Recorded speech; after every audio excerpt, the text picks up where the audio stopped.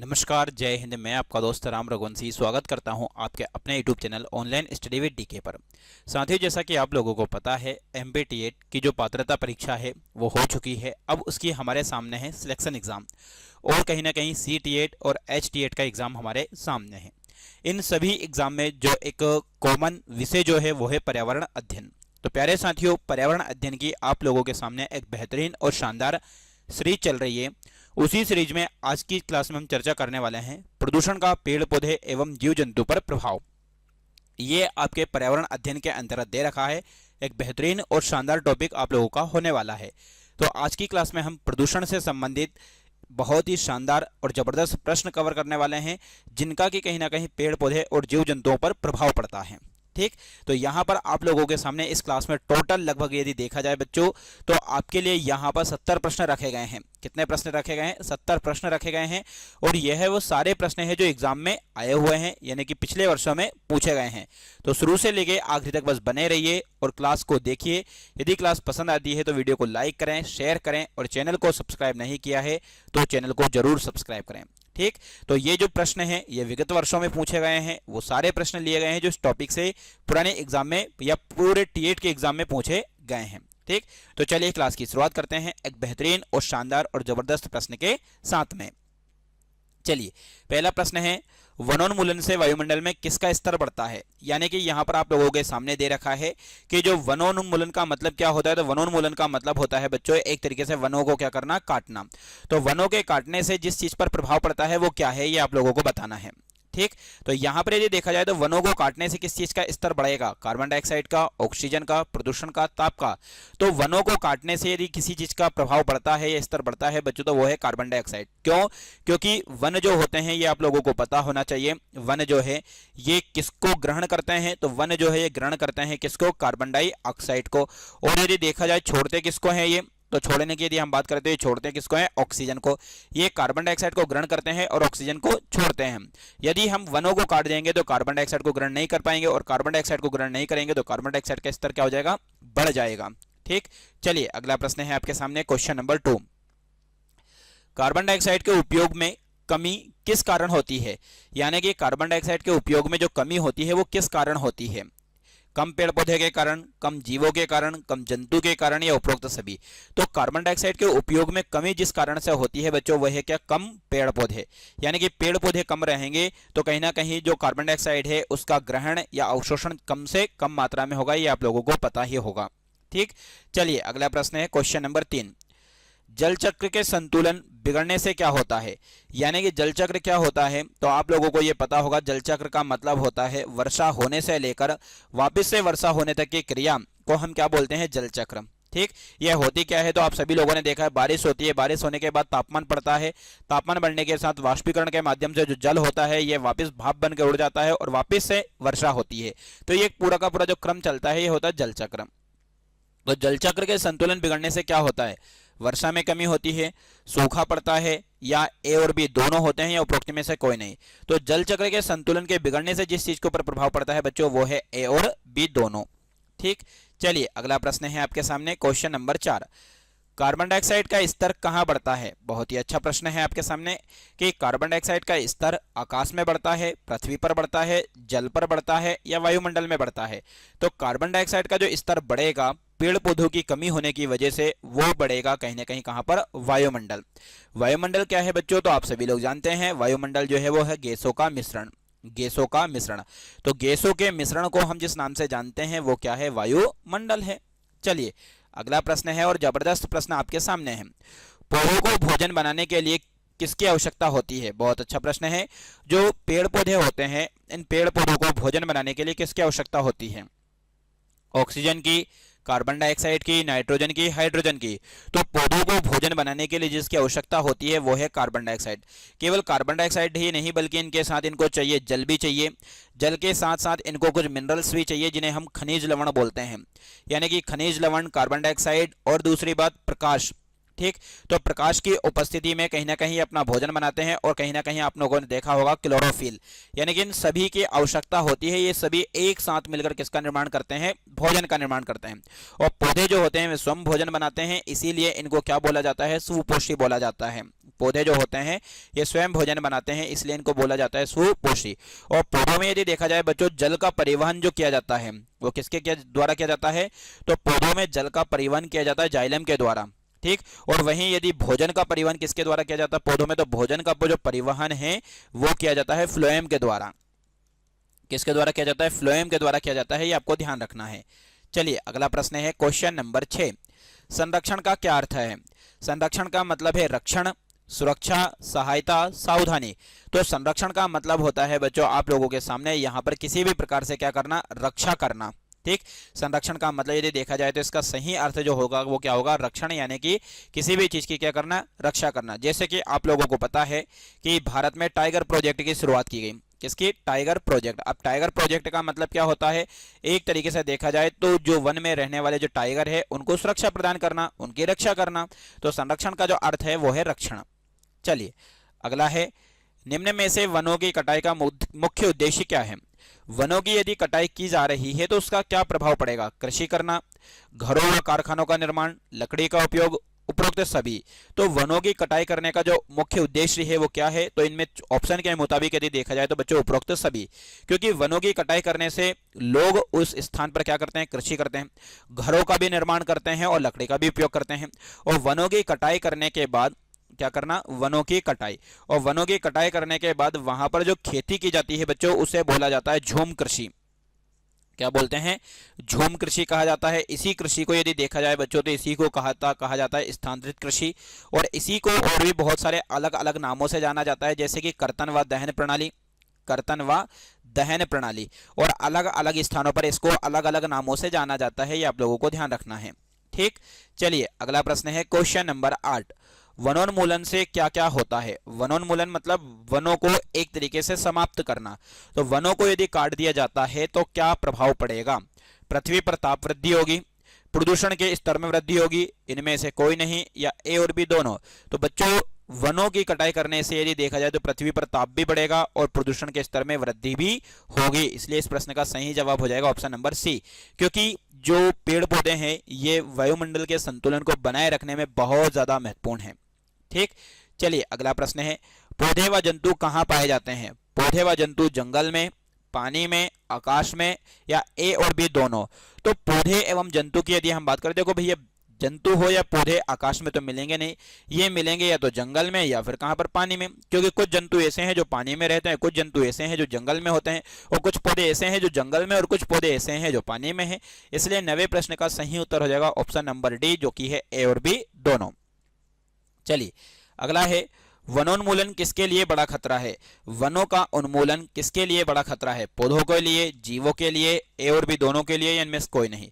वनों को काटने से जिसके ऊपर सबसे बड़ा खतरा मंडरा रहा है बच्चों वो है पौधे और जीवों दोनों के लिए, यानी कि इसका सही जवाब हो जाएगा 10वें का सी।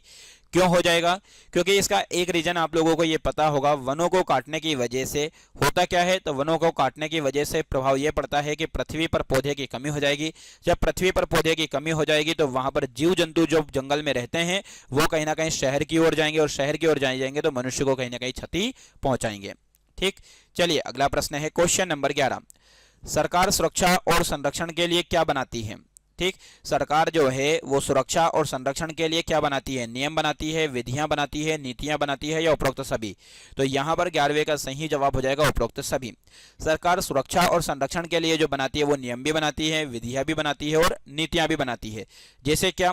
सरकार सुरक्षा के लिए आप लोगों को पता है, अभी थोड़ी देर पहले मैंने बताया टाइगर प्रोजेक्ट। अब ये टाइगर प्रोजेक्ट की शुरुआत जो है सरकार के द्वारा कब की गई? 1972 में की गई। तो एक तरीके से ये क्या है? नियम है, ठीक। ऐसे ही इन नियम के अंतर्गत कुछ विधियां जब डाली जाती है, कुछ नीतियां डाली जाती है, इसलिए इस प्रश्न का सही जवाब हो जाएगा ऑप्शन नंबर डी। चलिए, पृथ्वी के जिस भाग पर सजीव पाए जाते हैं उसे क्या कहते हैं? पृथ्वी का ऐसा कौन सा भाग है जहां पर क्या पाए जाते हैं? सजीव पाए जाते हैं। सजीव का मतलब क्या होता है? जिसमें जीव होता है, जिसमें जीव होता है उसे हम कहते हैं बच्चों क्या? तो उसे कहते हैं सजीव। तो जैवमंडल में, वायुमंडल में, जलमंडल में, थलमंडल में, तो सजीव जहां पर पाए जाते हैं बच्चों उसे हम कहेंगे क्या? जैवमंडल, ठीक, अब ये जैवमंडल क्या है, तो यहां पर आप लोगों को एक छोटी सी बात के माध्यम से बताता हूं मैं। एक होता है जलमंडल, ठीक, एक होता है थलमंडल, थलमंडल, और एक होता है वायुमंडल। ये तीनों चीजें, तो जहां पर ये तीनों चीजें आपस में मिलती है बच्चों, ये जो तीनों चीजें जहां पर मिलती है, जल थल वायु, तो उस मंडल को हम जिस नाम से जानते हैं वो याद रखिएगा, वो है जैव मंडल। ठीक, ये जलमंडल पे क्लिक हो गया, लेकिन यहां पर उसे बोलते हैं जैव मंडल, जहां पर ये तीनों चीजें होती है।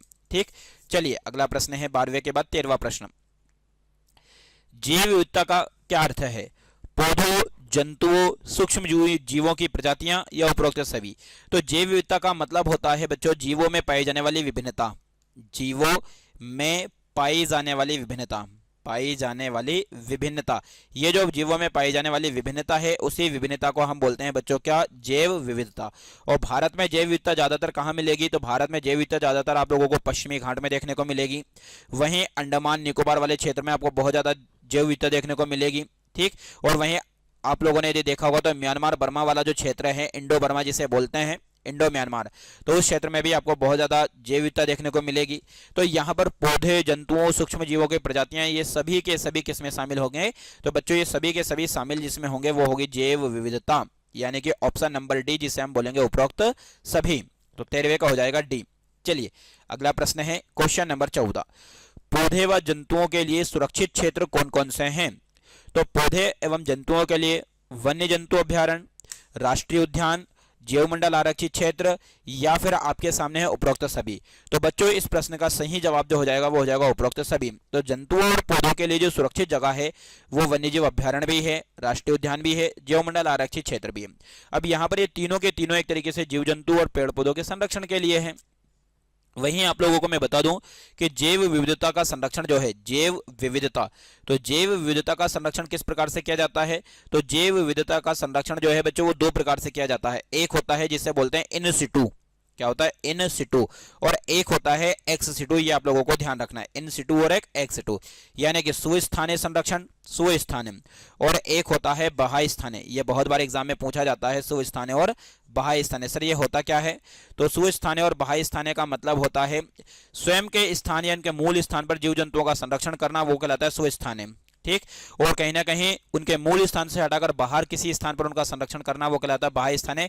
जैसे कि जिन बैंक, ये एक तरीके से क्या है? तो जीन बैंक एक तरीके से एक्स सिटू है। और वहीं राष्ट्रीय उद्यान क्या है बच्चों? तो राष्ट्रीय उद्यान एक तरीके से देखा जाए तो ये क्या है? इन सिटू का उदाहरण है। ठीक, चलिए क्वेश्चन नंबर 15। भारत का प्रथम आरक्षित वन कौन सा है? तो भारत का प्रथम आरक्षित वन नीलगिरी है, नंदा देवी, सतपुड़ा, मेघालय। तो क्वेश्चन नंबर 15 का सही जवाब हो जाएगा आप लोगों के सामने भारत का प्रथम आरक्षित वन। यहां पर आरक्षित वन की बात हो रही है भैया, वरना आप यहां पर देख लोगे प्रथम टाइगर प्रोजेक्ट कौन सा है या फिर जैवमंडल आरक्षित क्षेत्र कौन सा है। तो प्रथम जैवमंडल आरक्षित क्षेत्र की यदि हम बात करें बायोस्फीयर रिजर्व की, तो वो तो नीलगिरी है, लेकिन यहाँ पर आरक्षित वन की बात हो रही है, इसलिए प्रथम आरक्षित वन जो हो जाएगा ये हो जाएगा सतपुड़ा।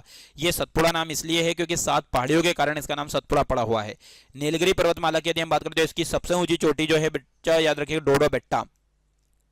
कौन सी है? डोडो बेट्टा। और सतपुड़ा पर्वतमाला जो है इसकी सबसे ऊंची चोटी कौन सी है? धूपगढ़। और ये धूपगढ़ कहाँ की सबसे ऊंची चोटी है? तो ये भी आपको पता होना चाहिए, मध्य प्रदेश की सबसे ऊंची चोटी है। नंदा देवी कहाँ पर है? तो यह है उत्तराखंड। ये आप लोगों को ध्यान रखना है।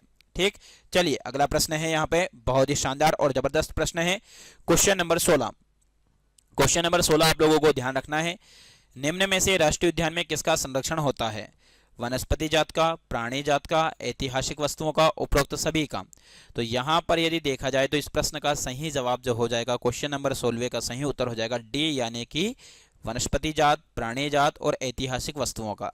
तो राष्ट्रीय उद्यान में इन सभी चीजों का क्या किया जाता है? संरक्षण किया जाता है, वनस्पति का भी, प्राणी का भी और ऐतिहासिक वस्तुओं का भी। चलिए क्वेश्चन नंबर 17। वह विशाल आरक्षित क्षेत्र जहां पर्यावरण के संपूर्ण संकटों का संरक्षण हो उसे क्या कहते हैं? वह विशाल आरक्षित क्षेत्र जहां पर्यावरण के संपूर्ण संकटों का संरक्षण हो उसे क्या कहते हैं? अभ्यारण्य कहते हैं, राष्ट्रीय उद्यान कहते हैं, आरक्षित क्षेत्र कहते हैं, या फिर जैवमंडल। तो बच्चों जहां पर कहीं ना कहीं पर्यावरण के संपूर्ण संकटों का संरक्षण होता है उसे हम बोलते हैं राष्ट्रीय उद्यान। ठीक। राष्ट्रीय उद्यान में एक चीज ये होती है कि इसमें कोई भी व्यक्ति क्या नहीं कर सकता, भ्रमण नहीं कर सकता।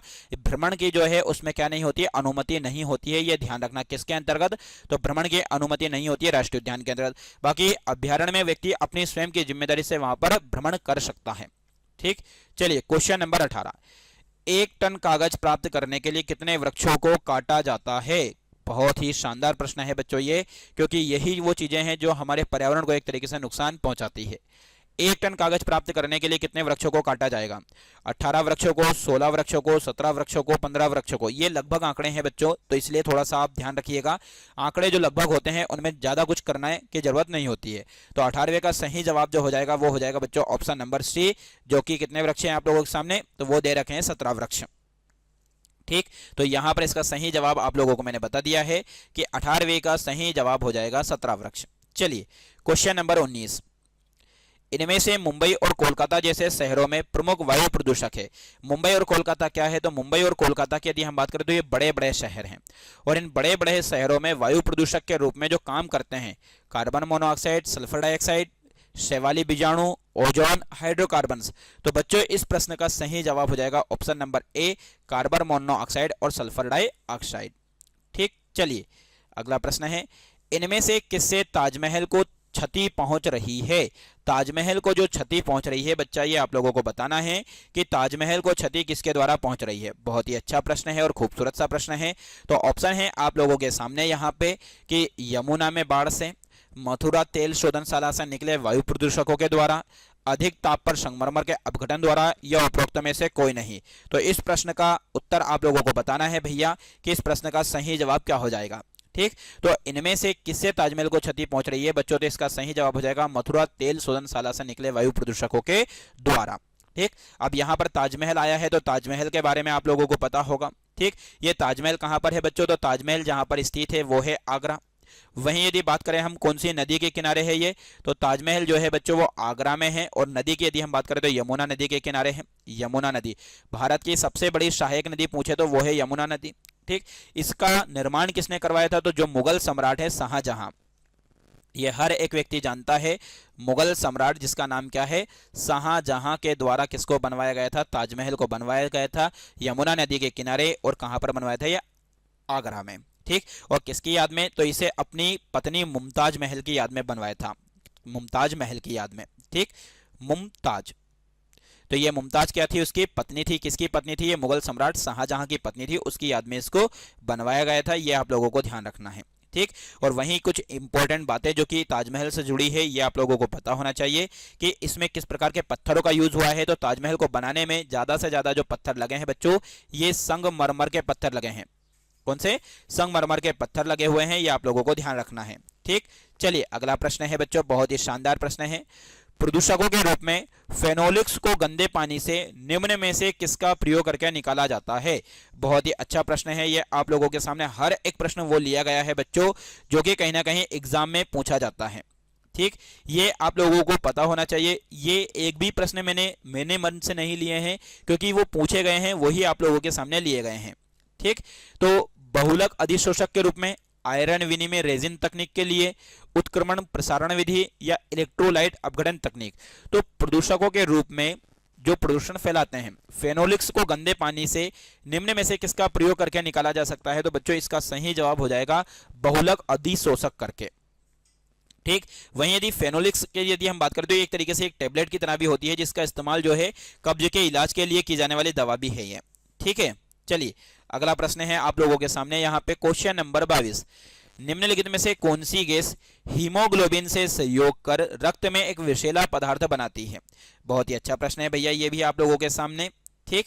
यहां पर आप लोगों को बताना है किसके बारे में, हीमोग्लोबिन जो है उसके बारे में बताना है कि हीमोग्लोबिन से संयोग कर रक्त में एक विषैला पदार्थ बनाती है, वह कौन सी गैस है।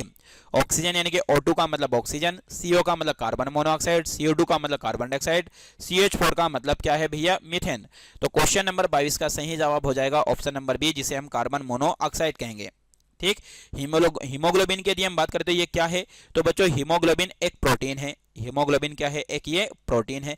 अब सर ये एक प्रोटीन है, ठीक है, इसका निर्माण कहाँ पर होता है, ये कहाँ पाया जाता है, तो हीमोग्लोबिन लाल रक्त कोशिकाओं में पाए जाने वाला प्रोटीन है। ये कहाँ पर पाया जाने वाला है, ये रेड ब्लड सेल्स, ये आप लोगों को ध्यान रखना है। जो रेड ब्लड सेल्स है उन रेड ब्लड सेल्स में पाए जाने वाला क्या है, ये प्रोटीन है। इसका काम क्या है, जो शरीर में कहीं ना कहीं ऑक्सीजन को पहुंचाने का काम करता है। ठीक, ऑक्सीजन को फेफड़ों से शरीर के अन्य भागों में पहुंचाने का काम करता है कौन, ये हीमोग्लोबिन। और कार्बन डाइऑक्साइड को वापस फेफड़ों में लाता है, इसका पूरा का पूरा काम करता है कौन भैया, ये करता है हीमोग्लोबिन। ठीक से, चलिए अगला प्रश्न है भैया क्वेश्चन नंबर 23। इनमें से कौन एक वाहन प्रदूषण का भाग नहीं है। वाहन प्रदूषण का भाग कौन सा नहीं है, ये आप लोगों को बताना है।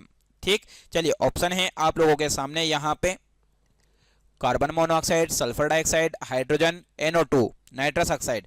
तो बच्चों यहाँ पर ये देखा जाए तो वाहन प्रदूषण का भाग जो नहीं है वो है हाइड्रोजन, क्योंकि हाइड्रोजन जो है एक तरीके से ये वायु प्रदूषण या किसी भी प्रकार से प्रदूषण को नहीं फैलाता, बल्कि कार्बन मोनोऑक्साइड वगैरह इनकी यदि हम बात करें तो ये कहीं ना कहीं बच्चों देखा जाए तो ये किस चीज़ को प्रभावित करता है, प्रदूषण को प्रभावित करते हैं। ठीक है, चलिए अगला प्रश्न है आप लोगों के सामने, बहुत ही शानदार और वेरी वेरी मोस्ट इंपोर्टेंट। अब वाहन वगैरह के लिए आप कभी देखा होगा टोल टैक्स वगैरह पे जाते हैं तो वहां पर लिखा होता है भैया PUC। PUC का मतलब क्या होता है, तो बच्चों PUC का मतलब जो होता है वो पोल्यूशन अंडर कंट्रोल, यानी कि एक तरीके से ये सरकार के द्वारा एक सर्टिफिकेट जारी किया जाता है। ये इसलिए जारी किया जाता है कि प्रदूषण जो है वो कम से कम फैले, यानी कि सभी वाहनों के लिए PUC सर्टिफिकेट होना आवश्यक है। ये से सरकार के द्वारा लागू कर दिया गया, इसलिए हर जगह PUC का ये वो झंडा लगा होता है बच्चों। ठीक है, चलिए अगला प्रश्न है आपके सामने क्वेश्चन नंबर 24। जल प्रदूषण को मापने हेतु निम्नलिखित में से कौन सी जांच की जाती है, ये आप लोगों को बताना है भैया कि ये क्या है। ठीक, तो biomedical oxygen demand, biomechanical oxygen demand, medical oxygen demand, या उपरोक्त में से कोई नहीं। तो जल प्रदूषण को मापने के लिए एक जो जांच होती है भैया वो कौन सी जांच होती है, तो क्वेश्चन नंबर 24वें का सही जवाब है option number B, biomechanical oxygen demand. क्या है, बायोमैकेनिकल ऑक्सीजन डिमांड इसका सही जवाब है, ये आप लोगों को ध्यान रखना है। ठीक, यहाँ पानी में मौजूद कार्बनिक पदार्थों को तोड़ने के लिए जरूरी ऑक्सीजन की मात्रा को मापने का क्या है, ये तरीका है। इसे और क्या बोलते हैं, इसे जैविक ऑक्सीजन मांग भी कहते हैं, इसे हिंदी में जैविक ऑक्सीजन मांग, ये याद रखिएगा, जैविक ऑक्सीजन मांग भी कहते हैं। ये बहुत बार एग्जाम में पूछा गया है कि इसका और क्या नाम है, तो BOD एक क्या है, BOD नहीं BOD। तो BOD यदि देखा जाए बच्चों तो एक प्रदूषण पैरामीटर है। ये प्रदूषण का एक क्या है बच्चों, पैरामीटर, यानी कि उसको मापने का एक ये मीटर है, ये आप लोगों को ध्यान रखना है। ठीक है, चलिए अगला प्रश्न है आप लोगों के सामने भैया क्वेश्चन नंबर 25। निम्नलिखित में से भूमिगत जल को दूषित करने वाले अजैविक प्रदूषण है।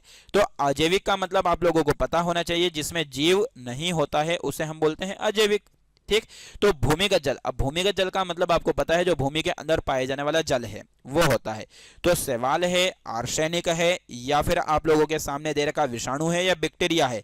तो बच्चों इस प्रश्न का जो सही जवाब हो जाएगा क्वेश्चन नंबर 25 का, वो है आर्सेनिक। क्या है, तो आर्सेनिक क्या है ये, तो आर्सेनिक एक प्राकृतिक रूप से पाए जाने वाला तत्व है। ये प्राकृतिक रूप से पाए जाने वाला तत्व है, ध्यान रखना, प्राकृतिक रूप से पाए जाने वाला क्या है, ये तत्व है। और तत्व की यदि हम बात करें तो यह एक उपधातु है। आर्सेनिक की यदि हम बात करें तत्व के साथ साथ क्या है, ये उपधातु भी है, ये आप लोगों को ध्यान रखना है। ठीक, जिसका मतलब होता है कि ना तो धातु के रूप में होता है ना अधातु के रूप में, इसलिए एक तरीके से देखा जाए तो ये उपधातु के रूप में कार्य करता है। और आर्सेनिक शुद्ध रूप में चांदी ग्रे रंग का होता है। किस रंग का दिखाई देता है, ये चांदी में जिस प्रकार से रंग होता है उस तरह से दिखाई देता है, चांदी ग्रे रंग का होता है, ये आप लोगों को ध्यान रखना है। ठीक है, चलिए अगला प्रश्न है आप लोगों के सामने भैया क्वेश्चन नंबर 26। निम्नलिखित में से राष्ट्रीय पर्यावरण अभियांत्रिकी संस्थान कहाँ स्थित है। तो राष्ट्रीय पर्यावरण अभियांत्रिकी संस्थान की यदि हम बात करें तो इस प्रश्न का जो सही जवाब है भैया वो है नागपुर में, ऑप्शन नंबर सी, जो कि महाराष्ट्र में है। ठीक, चलिए अगला प्रश्न है क्वेश्चन नंबर 27। वायुमंडल में जिस ओजोन क्षेत्र का पता लगाया गया है वहां कहां स्थित है।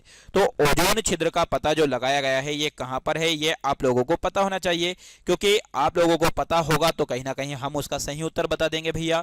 तो भारत के ऊपर, अंटार्कटिका के ऊपर, आर्कटिक महासागर के ऊपर, अलास्का के ऊपर। तो ओजोन छिद्र की यदि हम बात करें बच्चों तो इस प्रश्न का जो सही जवाब हो जाएगा 27वें का, वो हो जाएगा बी, यानी कि अंटार्कटिका के ऊपर। सर अंटार्कटिका एक महाद्वीप भी है, तो अंटार्कटिका के ऊपर जो समताप मंडल है वहां पर एक ये छिद्र पाया गया है। ठीक, यहां पर इस छिद्र का मतलब होता है यह एक ऐसा छिद्र है जहां पर ओजोन परत जो है भैया, इसका मतलब होता है ओजोन परत बहुत कम मात्रा में होती है। यहाँ पे ओजोन परत जो होती है ये कैसी होती है, कम मात्रा में पाई जाती है, इसका मतलब यह है। ठीक है, वहीं 1980 के दशक की शुरुआत में वैज्ञानिकों को पता चला था कि पृथ्वी की प्राकृतिक सनस्क्रीन हर वसंत में दक्षिणी ध्रुव पर बहुत पतली हो रही है। इसका मतलब वहां पर क्या है, ओजोन छिद्र है। ठीक, चलिए अगला प्रश्न है यहाँ पे, निम्नलिखित में से वायु प्रदूषण के फलस्वरूप लोगों को फुफ्फुस कैंसर से अधिक मारने वाला रोग है। यहां पर आप लोगों के सामने भैया आ रहा है कौन सा कैंसर, फुफ्फुस कैंसर के बारे में पूछा जा रहा है कि ये फुफ्फुस कैंसर जो है इसकी वजह से यदि देखा जाए भैया तो क्या होता है। ठीक, तो वातस्फीति, हृदयघात, दमा, दीर्घकालिक श्वसनी शोध। तो क्वेश्चन नंबर 28 का सही उत्तर जो हो जाएगा बच्चों वो हो जाएगा वातस्फीति। क्या हो जाएगा, वातस्फीति। यानी कि फेफड़े का जो कैंसर होता है इसमें व्यक्ति को क्या होता है, तो जो फेफड़े का कैंसर होता है बच्चों उसमें जो होता है वो क्या होता है, तो इसमें अक्सर खून के साथ छाती में दर्द, घबराहट और वजन घटना, ये सारी चीजें शामिल होती है। ठीक, इसमें दर्द की जो जगह होती है वो कौन सी होती है, छाती या फिर क्या होती है, पसली होती है। ये आप लोगों को ध्यान रखना है, जो कि वेरी वेरी मोस्ट इंपॉर्टेंट प्रश्न है। हर एक प्रश्न वही लिए गए हैं बच्चों जो आप लोगों को पढ़ाया गया है, एक भी प्रश्न वो नहीं है जो कहीं ना कहीं बाहर से है। यानी कि हर एक प्रश्न की यदि हम बात करें तो ये एग्जाम में आया हुआ है बच्चों। ठीक, वहीं वातस्फीति के बारे में यदि हम बात करें तो अभी थोड़ी देर पहले मैंने बताया और अभी भी बता रहा हूं बच्चों, ये किससे जुड़ी हुई बीमारी है, ये तो ये फेफड़े से, आपसे पूछा जा सकता है कि ये किससे जुड़ी हुई बीमारी है, ये फेफड़े से जुड़ी हुई बीमारी है। इसमें होता क्या है, तो सांस लेने में तकलीफ होती है इसके दौरान। ठीक, और वहीं इसका एक और नाम जो है यदि देखा जाए तो एम्फाइजीमा इसका दूसरा नाम है, एम्फाइजीमा, एम्फाइजीमा ये इसका दूसरा नाम है, ये याद रखिएगा। ठीक है, चलिए अगला प्रश्न है आपके सामने, क्वेश्चन नंबर 29, निम्नलिखित में से हरित गृह प्रभाव का अर्थ है, शीशे के मकान में खाद्य फसलों का उत्पादन, बढ़े हुए तापमान में सब्जियों तथा फूलों का उत्पादन, वायुमंडल में ग्रीन हाउस गैस के घनीकरण के कारण वायुमंडल के तापमान का बढ़ना, या उपरोक्त में से कोई नहीं। तो बच्चों इस प्रश्न का सही जवाब हो जाएगा क्वेश्चन नंबर 29 का सी, यानी कि वायुमंडल में ग्रीन हाउस गैस के घनीकरण के कारण वायुमंडल के तापमान का बढ़ना। चलिए अगला प्रश्न है 30वां, निम्नलिखित में से कौन सी गैस वायु को प्रदूषित नहीं करती, ऐसी कौन सी गैस है जो वायु को प्रदूषित नहीं करती, कार्बन मोनोऑक्साइड, नाइट्रस ऑक्साइड या सल्फर डाइऑक्साइड या कार्बन डाइऑक्साइड। बच्चों इस प्रश्न का सही जवाब हो जाएगा 30वें का ए, यानी कि वायुमंडल में कार्बन डाइऑक्साइड तो पाई जाती है तो ये किसी प्रकार से प्रदूषित नहीं करती है। चलिए अगला है, निम्नलिखित में से ऊर्जा के किस रूप में प्रदूषण की समस्या नहीं होती, ऐसी कौन सी ऊर्जा है जिसमें प्रदूषण में ऊर्जा यानी कि प्रदूषण से कहीं ना कहीं प्रदूषण फैलता ही नहीं है। ठीक, प्रदूषण की समस्या ही नहीं होती है, बताइए। तो ऑप्शन है आप लोगों के सामने यहाँ पे, पेट्रोल, परमाणु, सौर ऊर्जा, कोयला। तो बच्चों इस प्रश्न का सही जवाब जो है वो है आप लोगों के सामने सौर ऊर्जा। अब ये जो सौर ऊर्जा है ये कहाँ से प्राप्त होती है, तो सौर ऊर्जा की यदि हम बात करते हैं सूर्य से जो किरणें आती है उनसे प्राप्त जो ऊर्जा होती है हम सौर ऊर्जा कहते हैं। ठीक, और सौर ऊर्जा के लिए भारत में सरकार के द्वारा अलग अलग जगह पर प्लांट लगाए जा रहे हैं ताकि भारत में ज़्यादा से ज़्यादा सौर ऊर्जा का इस्तेमाल हो, क्योंकि सौर ऊर्जा का इस्तेमाल करने से यदि देखा जाए बच्चों तो पर्यावरण को नुकसान नहीं पहुंचेगा। ठीक, तो ऐसी कई सारी योजनाएं इसको लेकर चल रही है। वहीं रीवा में यदि आपने देखा होगा तो रीवा में बहुत बड़ा सौर ऊर्जा प्लांट लगाया गया है, और ये कहाँ पर है बच्चों, तो ये मध्य प्रदेश में है। ठीक, चलिए क्वेश्चन नंबर 32, इनमें से कौन सा ईंधन न्यूनतम पर्यावरणीय प्रदूषण उत्पन्न करता है, ऐसा कौन सा ईंधन है जिससे सबसे कम पर्यावरण प्रदूषित होता है, कोयला, डीजल, केरोसिन, हाइड्रोजन। तो कोयले को जलाने पर भी धुआं निकलता है, डीजल को जलाने पर भी और केरोसिन को जलाने पर भी, लेकिन एक है जिससे पर्यावरण को नुकसान कम पहुंचता है, तो वो है बच्चों हाइड्रोजन। क्या है, हाइड्रोजन है, ये आप लोगों को ध्यान रखना है, जो कि वेरी वेरी मोस्ट इंपॉर्टेंट है। ठीक, यहाँ पर हाइड्रोजन क्या है ये आप लोगों को पता होना चाहिए, हाइड्रोजन फ्यूल क्या है, हाइड्रोजन ईंधन क्या है। तो बच्चों यहाँ पर यदि देखा जाए आप लोगों के सामने, तो हाइड्रोजन का इस्तेमाल अब वर्तमान में कहाँ पर होने लगा है, तो हाइड्रोजन का जो इस्तेमाल है बच्चों वो कहीं ना कहीं हमारे जो ईंधन है, ईंधन के रूप में यदि देखा जाए तो जो मोटरसाइकिल है, या फिर यदि देखा जाए बच्चों तो जो बड़े बड़े वाहन है, उन बड़े बड़े वाहनों में यदि देखा जाए तो वहां पर हाइड्रोजन का इस्तेमाल होने लगा है। ठीक है, चलिए अगला प्रश्न है आपके सामने, क्वेश्चन नंबर 33, निम्नलिखित में से वायु प्रदूषकों का विश्वसनीय संकेतक है, यानी कि वायु प्रदूषण का जो संकेत है वो क्या है, हरे शैवाल तथा लिवरवल्ट, लाइकेंस तथा मॉन्स, फर्श तथा साइकस, नीम तथा समुद्र शोक। तो बच्चा क्वेश्चन नंबर 33 का सही जवाब है लाइकेंस तथा मॉस, जो कि कहीं ना कहीं वायु प्रदूषण का बहुत अच्छा संकेत है। चलिए अगला है, इनमें से कौन सा वायुमंडलीय प्रदूषक नहीं होता? ऐसा कौन है जो वायुमंडल का प्रदूषण नहीं है? Carbon monoxide, carbon dioxide, hydrocarbon, sulphur dioxide. तो क्वेश्चन नंबर 34 का सही जवाब हो जाएगा सी यानी कि हाइड्रोकार्बन्स। चलिए, लोहे की खानों में काम करने वाले मजदूरों में लौह सक्तिमयता रोग होने का कारण क्या है? ठीक, यहां पर आप लोगों को बताना है कि जो लौह सक्तिमयता, ठीक है, सक्तिमयता, ये बहुत बार एग्जाम में आता है कि ये जो रोग है ये क्या है या किसकी वजह से होता है? मरकरी की वजह से होता है, सिलिका की वजह से होता है, कैडमियम की वजह से होता है? बताइए बच्चों, किसकी वजह से ये होने वाला रोग है? ठीक, तो बच्चों ये जो रोग होता है जिसकी वजह से होता है वो है आमतौर पर सिलिका। क्वेश्चन नंबर 35 का सही जवाब हो जाएगा क्या? बी यानी कि सिलिका। ठीक, तो लोहे की खानों में काम करने वाले जो मजदूर होते हैं बच्चों, और मजदूरों में यदि देखा जाए तो कहीं ना कहीं सांस लेने में क्या होती है? तकलीफ होती है। ठीक, तो ये किसकी वजह से होता है? तो ये जो रोग होता है सक्तिमयता रोग, ये होता है सिलिका का इस्तेमाल करने से। ठीक है, चलिए अगला प्रश्न है आप लोगों के सामने यहाँ पे क्वेश्चन नंबर 36। निम्नलिखित में से मानव जनित पर्यावरण प्रदूषण कहलाते हैं? मानव जनित का मतलब होता है जो मानव के द्वारा निर्मित किए जाते हो या मानव के द्वारा बनाए जाते हो। तो परजैविक, प्रतिजैविक, ह्यूमेलिन या पीड़ाहारी। तो बच्चों क्वेश्चन नंबर 36 का सही जवाब हो जाएगा ए यानी कि परजैविक। चलिए अगला है, इनमें से कौन अधिकतम ध्वनि प्रदूषण का कारण है? ध्वनि प्रदूषण का कारण क्या है? जेट उड़ान, पॉप संगीत, भारी ट्रक यातायात या निर्वाचन सभाएं। तो अधिकतम ध्वनि प्रदूषण का जो कारण है बच्चों वो है क्या? जेट उड़ान। ये आप लोगों को पता होगा क्योंकि इनसे बहुत ज्यादा मात्रा में क्या आती है? आवाज वगैरह आती है जिसकी वजह से प्रदूषण होता है। चलिए, इनमें से पृथ्वी के वायुमंडल में उपस्थित ओजोन स्तर क्या है? ऑक्सीजन की मात्रा को नियंत्रित करता है, पराबैंगनी किरणों के प्रवेश को कम करता है, ओजोन के बारे में बताना है, वायु प्रदूषण के लिए उत्तरदायी है, या कार्बन मोनोऑक्साइड और कार्बन डाइऑक्साइड में परिवर्तित करता है? बच्चों इस प्रश्न का सही जवाब हो जाएगा 38वें का बी यानी कि पराबैंगनी किरणों के प्रवेश को क्या करता है? कम करता है। और ओजोन स्तर की यदि हम बात करें या ओजोन परत की यदि हम बात करें तो ये कहां पर पाई जाती है? तो ये वायुमंडल के अंतर्गत जो समताप मंडल है उस समताप मंडल के अंतर्गत पाई जाने वाली जो परत है वो कौन सी है? ओजोन परत है। चलिए अगला है, मिनी माता महामारी जिसके कारण 1965 में जापान में अनेक लोग मरे थे, पानी में इसके प्रदूषण के कारण हुई? पारद के कारण, फ्लोराइड के कारण, सीसा के कारण या डीडीटी के कारण? तो बच्चों यहां पर इस प्रश्न का सही जवाब जो हो जाएगा आप लोगों के सामने वो क्या हो जाएगा? ऑप्शन नंबर ए, जिसे हम बोलेंगे पारद। ठीक, ये पारद क्या है ये आप लोगों को पता होगा। तो पारद की यदि हम बात करें बच्चों तो पारद जिसे कई नामों से जाना जाता है। सर क्या? पारद जिसे कि हम कहीं ना कहीं पारा के नाम से भी जानते हैं, पारा भी कहते हैं। पारा के अलावा इसको मरकरी भी कहा जाता है बच्चों। क्या कहा जाता है? मरकरी भी कहा जाता है। ये आप लोगों को ध्यान रखना है, कोई इसके एक नाम नहीं है। ये मुख्य रूप से यदि देखा जाए 2-3 नामों से जाना जाता है। ठीक, एक खास तरह की धातु होती है जो तरल अवस्था में होती है। कैसी अवस्था में होती है बच्चों? ये तरल अवस्था में होती है, ये आपको ध्यान रखना है। जिसका उपयोग यदि देखा जाए तो आयुर्वेद और धार्मिक अनुष्ठान में किया जाता है। आयुर्वेद में किया जाता है और जो धार्मिक अनुष्ठान जो होते हैं उन धार्मिक अनुष्ठानों में इसका प्रयोग किया जाता है। ये आप लोगों को ध्यान रखना है। ठीक, चलिए अगले प्रश्न की यदि हम बात करें उससे पहले मैं आप लोगों को यहां पर बता दूं मैंने जो बताया था धार्मिक अनुष्ठान। ठीक, चलिए अगला प्रश्न है क्वेश्चन नंबर 40। निम्नलिखित में से नदियों में जल प्रदूषण की माप की जाती है? नाइट्रोजन की घुली हुई मात्रा से, ऑक्सीजन की घुली हुई मात्रा से, कार्बन 12 की घुली हुई मात्रा से, या फिर यदि देखा जाए तो O3 की घुली हुई मात्रा से। तो नदियों में जल प्रदूषण की जो माप की जाती है बच्चों वो जिससे की जाती है वो क्या है? ऑक्सीजन की घुली हुई मात्रा से। ऑक्सीजन की घुली हुई मात्रा से यदि देखा जाए तो किस चीज का पता लगाया जाता है?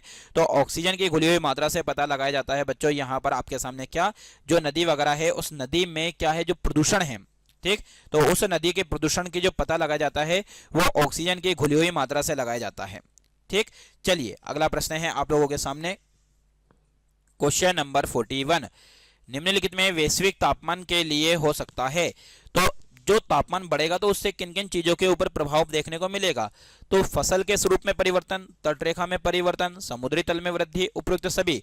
तो बच्चों क्वेश्चन नंबर 41 का सही जवाब हो जाएगा उपरोक्त सभी। क्या हो जाएगा? 41 का आंसर हो जाएगा डी। चलिए अगला प्रश्न है 42। यदि जल का प्रदूषण वर्तमान गति से होता रहता है तो अंततः क्या होगा? यानी कि आज वर्तमान में जिस प्रकार से जल का प्रदूषण हो रहा है, सर जल का प्रदूषण कैसे होता है? तो जो औद्योगिक क्षेत्र हैं, जो फैक्ट्री है बच्चों, क्या है, औद्योगिक फैक्ट्री।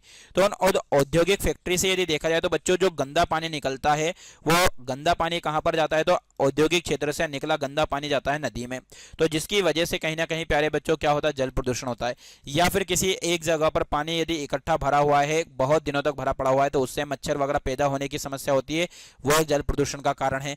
वहीं नदी वगैरह में यदि यदि हम देखें अपमार्जक वगैरह से नहा लिया जाए तो उससे भी कहीं ना कहीं जल प्रदूषण होता है, ये आपको पता है। ठीक, यदि इसी तरह से ये चीज होती रही तो जल पादपों के लिए ऑक्सीजन के अणु अप्राप्य हो जाएंगे, जल पादपों के लिए नाइट्रेट अप्राप्य हो जाएंगे, जल चक्र बंद हो जाएगा, वर्षा रुक जाएगी। तो बच्चों क्वेश्चन नंबर 42 का सही आंसर हो जाएगा जल पादपों के लिए ऑक्सीजन के अणु क्या हो जाएंगे, अप्राप्य हो जाएंगे। ठीक, चलिए अगला प्रश्न है, इनमें से धूल प्रदूषण रोकने के लिए प्रयुक्त वृक्ष है, यानी कि जो धूल प्रदूषण है उसको रोकने के लिए कौन सा वृक्ष बहुत ज्यादा जरूरी है, सीता, अशोक, पॉपुलर, महुआ, नीम। तो बच्चों यहां पर क्वेश्चन नंबर 43 का आंसर आप लोगों को बताना है कि धूल प्रदूषण को रोकने के लिए सबसे अच्छा जो वृक्ष है वो कौन सा है। तो यहां पर आप लोगों को बताना है। तो इस प्रश्न का जो सही जवाब हो जाएगा बच्चों वो हो जाएगा आपके सामने question number option number D, जो कि है नीम।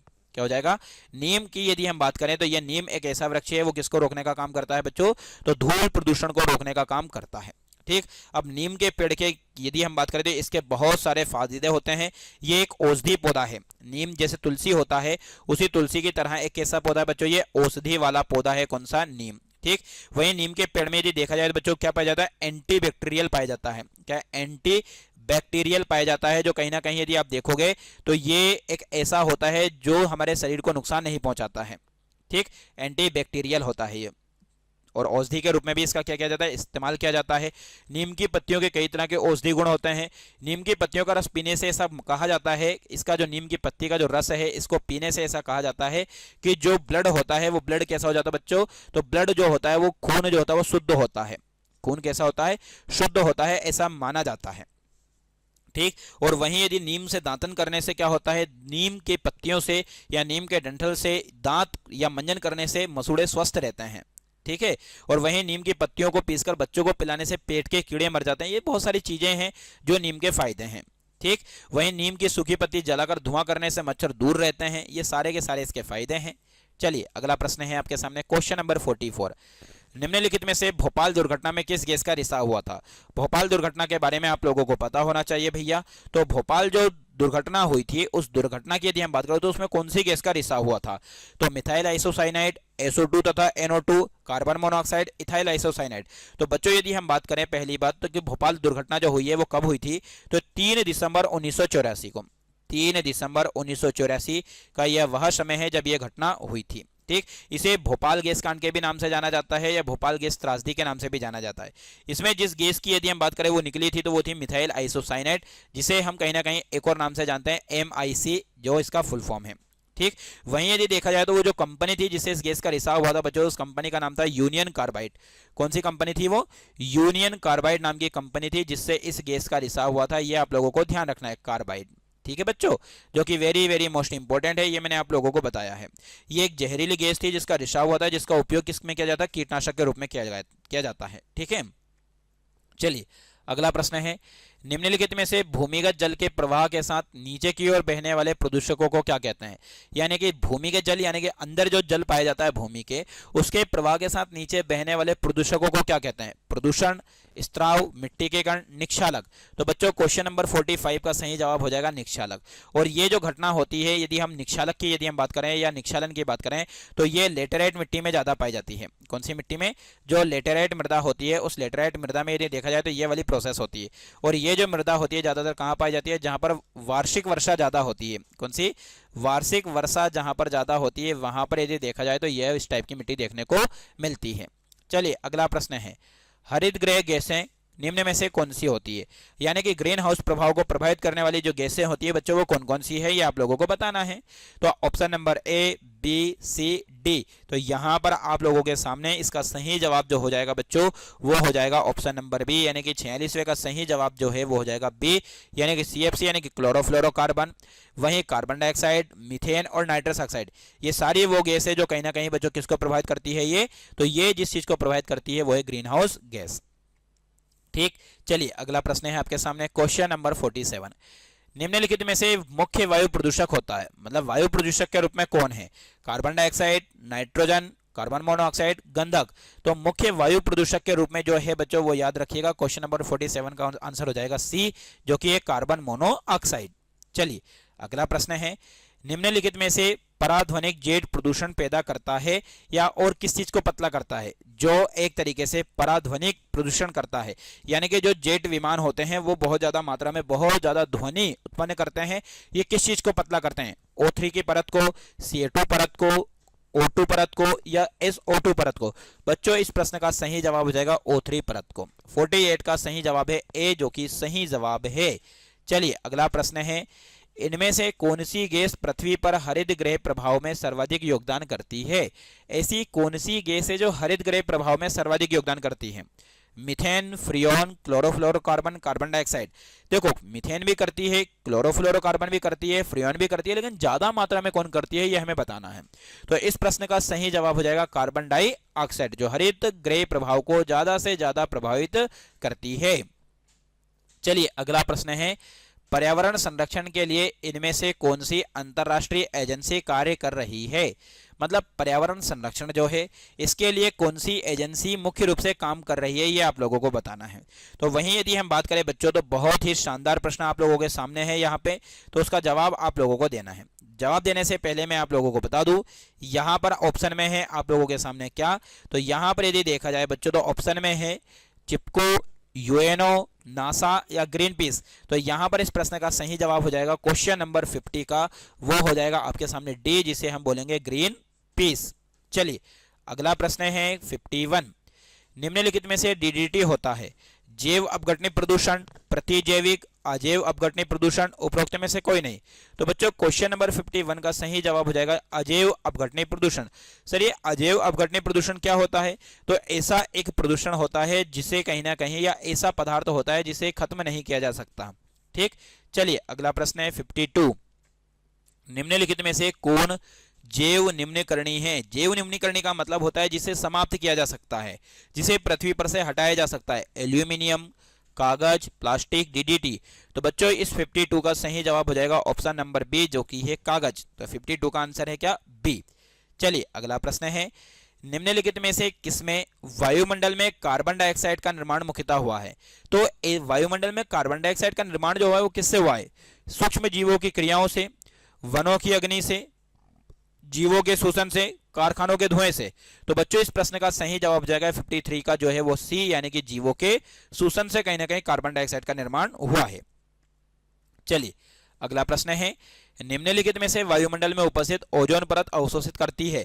हर एक बच्चा यह जानता है, उम्मीद करता हूं कि आप लोग इसका जवाब मुझे कमेंट बॉक्स में देंगे, तो सभी बच्चे इसका जवाब मुझे कमेंट बॉक्स में दीजिए।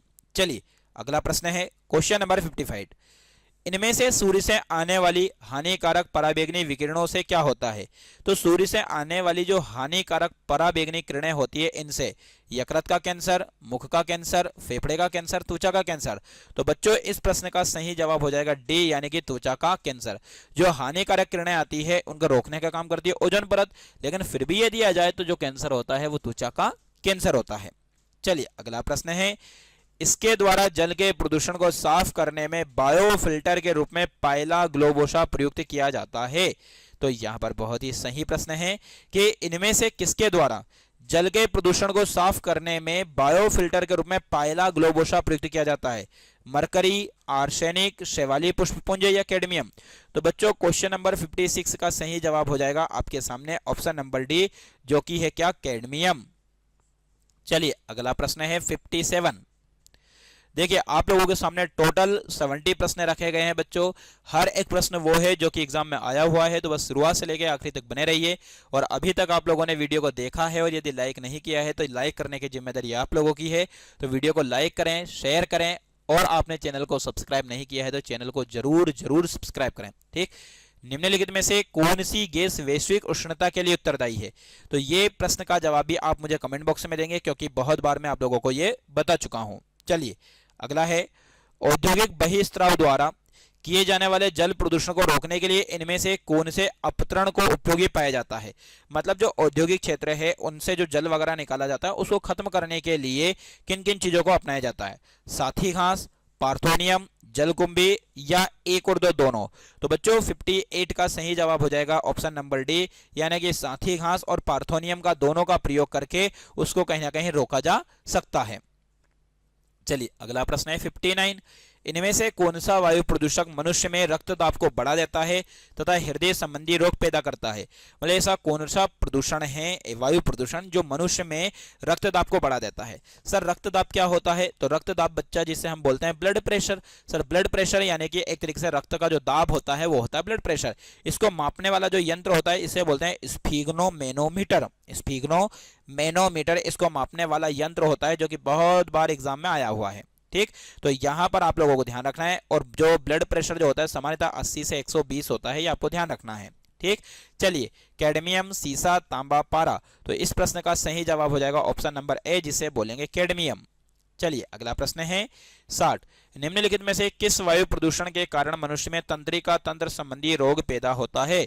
सर तंत्रिका तंत्र संबंधी का मतलब क्या है? तो जो न्यूरॉन सिस्टम में एक तरीके से जो क्या करता है बच्चों, तो जो यदि देखा जाए भाई तो एक तरह से रोग उत्पन्न करता है, उसके बारे में पूछा जा रहा है। तो वो कौन है? सीसा या फिर सिलिका या फिर पारा या फिर कैडमियम? तो तंत्रिका तंत्र की यदि हम बात करें बच्चों, तो मस्तिष्क, रीढ़ की हड्डी और तंत्रिकाओं का एक जटिल नेटवर्क होता है।